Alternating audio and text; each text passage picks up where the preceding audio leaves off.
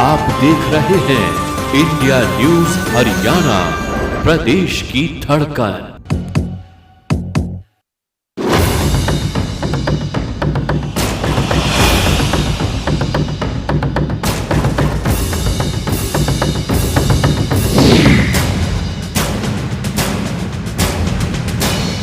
नमस्कार, बहुत स्वागत है आप सभी का इंडिया न्यूज हरियाणा पर। मैं हूं राजीव रघुनंदन और आप देख रहे हैं खास मुलाकात। इनेलो ने अपना चुनावी घोषणा पत्र जारी कर दिया है। इनेलो के घोषणा पत्र में हर वर्ग का ख्याल रखने की कोशिश की गई है। इंफ्रास्ट्रक्चर को मजबूत करने पर सबसे ज्यादा जोर इनेलो के घोषणा पत्र में दिया गया है। वहीं ताऊ देवीलाल आवास योजना चलाने का भी वादा किया गया है। इस सब के अलावा किसानों और बेरोजगारों के लिए भी कई बड़ी घोषणाएं की गई हैं। ऐसे में अभय सिंह चौटाला से इनेलो के चुनावी घोषणा पत्र पर भी आज हम चर्चा करेंगे। तो विधानसभा चुनाव के लिए इनेलो की रणनीति क्या है और विरोधी पार्टियों को कैसे इंडियन नेशनल लोकदल जवाब देगी, यह भी जानने की कोशिश करेंगे। इनेलो से जुड़े हर मुद्दे पर अभय सिंह चौटाला से बातचीत होगी। खास मुलाकात में आप बने रहे हमारे साथ।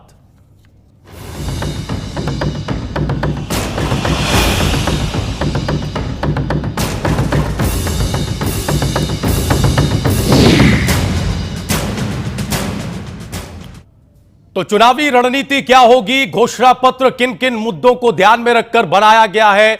जो पहली सूची जारी हुई है उसमें कुछ मौजूदा विधायकों के टिकट कटे हैं, ऐसा क्यों? और क्या वाकई इस बार इंडियन नेशनल लोकदल अपनी सरकार बनाने में सक्षम होगी? प्रदेश का चुनावी मूड क्या है? इन सब पर बातचीत करने के लिए हमारे साथ इंडियन नेशनल लोकदल के वरिष्ठ नेताओं में शुमार इलाहाबाद के विधायक अभय सिंह चौटाला खुद मौजूद हैं। अभय चौटाला, बहुत स्वागत खास मुलाकात में। इससे पहले कि हम सारे मुद्दों पर चर्चा आपसे शुरू करें, हम ये जानना चाहते हैं अभय चौटाला जी कि आपने राज्यपाल से मुलाकात की है और ये मुलाकात नियुक्तियां जो प्रदेश में हुई आयुक्तों की, उनके मुद्दे को लेकर हुई है। आपने बाकायदा एक ज्ञापन भी राज्यपाल को दिया है। क्या भरोसा आपको राजभवन से राज्यपाल महोदय से मिला है? हमने अभी महामहिम से मिलकर के आए हैं जी, और महामहिम से हमने सारी बेकायदगियां जो इन पिछले 15 दिनों में सरकार ने करी है उन पे विस्तार से चर्चा करी। हमने उनको लिखित में एक मेमोरेंडम दिया है कि जिस ढंग से इन्होंने नए लोगों के आयोग बना करके शपथ दिलाई है जी, और जिस तरह से आपकी मौजूदगी के बावजूद इन्होंने गैर संवैधानिक तरीके से अपने चहते लोगों को इन पोस्टों पे एडजस्ट करने की कोशिश करी है, ये असंवैधानिक चीजें हैं। आप इनके खिलाफ कार्रवाई करें जी। और एक बड़ा मुद्दा और आज हमने उनके सामने रखा है। 3 यूनिवर्सिटीज बनाई इन्होंने पिछले विधानसभा, हमारा जो विधानसभा का सत्र जो खत्म हुआ था उसमें 3 यूनिवर्सिटीज की नईयों की घोषणा करी थी जी। अब तक उनमें कोई एक ईंट नहीं लगी, अब तक कोई वहां पे स्ट्रक्चर नहीं है जी।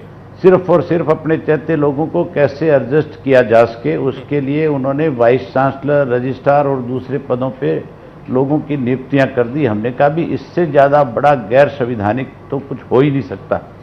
आप यूनिवर्सिटीज के चांसलर्स हैं, आपसे पूछा तक नहीं गया जी कि हम किसी को वाइस चांसलर लगा रहे हैं, हमने कोई नई यूनिवर्सिटीज बनाई है, जबकि ये केवल और केवल जी महामहिम का काम है। उनके पास सरकार अपनी तरफ से 3-3, 4-4 नाम रिकमेंड करके भेजती है कि हम इन लोगों को वाइस चांसलर नियुक्त करना चाहते हैं, आप इनमें से किसी एक की स्वीकृति दें। आपसे भी रिकमेंडेशन नहीं ली गई, स्वीकृति नहीं ली गई, आपके पास भी नाम नहीं भेजे गए। इससे ज्यादा और मुख्यमंत्री तानाशाह तरीके से इस प्रदेश को कैसे रोंदने का काम करेगा? ये सारी बातें हमने महामहिम के सामने रखी और महामहिम ने इन सारी बातों को सुनकर के बड़ा आश्चर्य जताया कि कमाल हो गया, मुझे इन सब बातों का पता नहीं और सरकार ये करने जा रही है। कानून से ऊपर कोई नहीं है और मैं 100% इस सारी चीजों की पहले जानकारी लूंगा और उसके बाद इस पे अपनी तरफ से चौटाला जी, हो सकेगा मैं आपकी आपत्ति किस बात को लेकर है? क्योंकि जब मुख्यमंत्री हुड्डा से इस मुतालिक सवाल किए जाते हैं तो वो एक ऑथराइजेशन लेटर का हवाला देते हैं। वो ये कहते हैं कि जो पिछले राज्यपाल महोदय थे उन्होंने बाकायदा एक ऑथराइजेशन लेटर दिया था, उन्हें ऑथराइज किया था कि वो शपथ दिलवा सकते हैं। क्या हमारे सिस्टम में ये व्यवस्था है तो कि राज्यपाल ऑथराइजेशन कराए और मुख्यमंत्री शपथ कराए? नहीं, फिर तो एक काम और हो जाना चाहिए था। फिर तो प्रधानमंत्री जो थे मनमोहन सिंह, वो भी जाते जाते एक लेटर दे जाते जी कि नए प्रधानमंत्री की नियुक्ति जो है वो मेरे लेटर के अनुसार से हो जानी चाहिए। फिर तो ये कांग्रेस के लोग इस किस्म की चिट्ठियां लेकर के सारे प्रदेशों में अपनी अपनी मनमर्जी से उसको चलाने का काम करेंगे। इनसे पूछने वाला हो फिर राज्यपाल की जो पोस्ट है उसका औचित्य क्या है। ये केवल मात्र जो पहले राज्यपाल थे उनके ऊपर इस किस्म का, जब लोगों में ये बात जाएगी, लोगों को जब पता लगेगा कि एक राज्यपाल को, इस बात के लिए भी कांग्रेस पार्टी के लोग मजबूर करते रहे बेचारे को कि भी हर नियुक्ति के अंदर आप मुख्यमंत्री की मनमर्जी चलने दे, और जाते जाते उससे ये भी लिखवा लिया इन्होंने कि अब नियुक्तियों की आगे राज्यपाल से मंजूरी की जरूरत नहीं है, वो मुख्यमंत्री अपने आप कर देगा। फिर राज्यपाल की जो संवैधानिक पोस्ट है उस पोस्ट का क्या औचित्य रह जाता है? फिर तो वो खत्म कर देनी चाहिए, फिर राज्यपाल की जरूरत ही नहीं। इससे पहले कि हम आपके घोषणा पत्र पर अभय चौटाला जी बात करें, कल जो आपने पहली सूची जारी की है उसको लेकर चर्चा करें। थोड़ा बहुत विरोध भी देखने को मिल रहा है, कई ऐसे विधायक हैं जिनके आपने टिकट काट दिए हैं, उसके पीछे क्या वजह रही? उससे पहले हम ये जानना चाहते हैं, क्योंकि कल बाकायदा वीएस संपत साहब चंडीगढ़ में थे, प्रेस कॉन्फ्रेंस की, उन्होंने जायजा लिया कि प्रदेश में जो चुनावी तैयारियां हैं वो कैसी हैं। इस वक्त सियासी तौर पर प्रदेश को आप कहां खड़ा हुआ पाते हैं? क्या बीजेपी जो दावे कर रही है कि उसकी लहर चल रही है उसमें दम दिखाई देता है? क्या कांग्रेस पार्टी के मुख्यमंत्री जो ये कहते हैं बार बार कि हमने इतना विकास किया है कि हम हैट्रिक लगाने की तरफ बढ़ेंगे, वो दिखाई पड़ता है? क्या सियासी माहौल इंडियन नेशनल लोकदल को दिखाई दे रहा है इस वक्त प्रदेश में, चौटाला जी?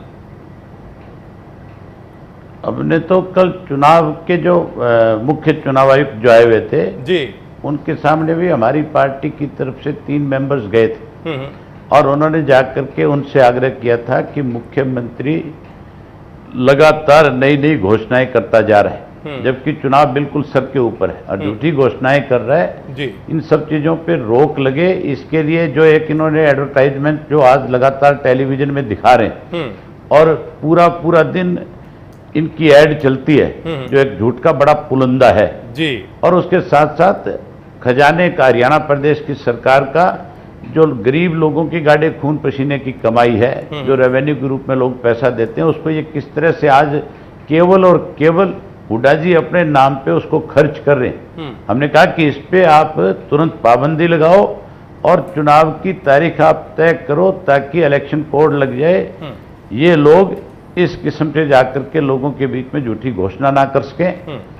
इसलिए आप इसके ऊपर रोक भी लगाओ और आप इलेक्शन की तारीख भी तय करो। हमने तो ये भी कहा, आज जो कांग्रेस के चीफ मिनिस्टर ये कहते हैं कि हम हैट्रिक लगाएंगे, आज उनकी हालत ऐसी है कि जब चुनाव के नतीजे आएंगे जी, तो फिर जिस तरह से आज केंद्र में ये अपना लीडर ऑफ अपोजिशन नहीं बना सके, हालत हरियाणा की सरकार में भी इनकी ऐसी होगी, ये लीडर ऑफ अपोजिशन तक नहीं पहुंच पाएंगे। अखबारों में आपका कल एक बयान छपा था, जीतती थी अभय चौटाला जी, अखबारों में आपका एक बयान छपा था कि अब तो खुद कांग्रेसी ये मानने लगे।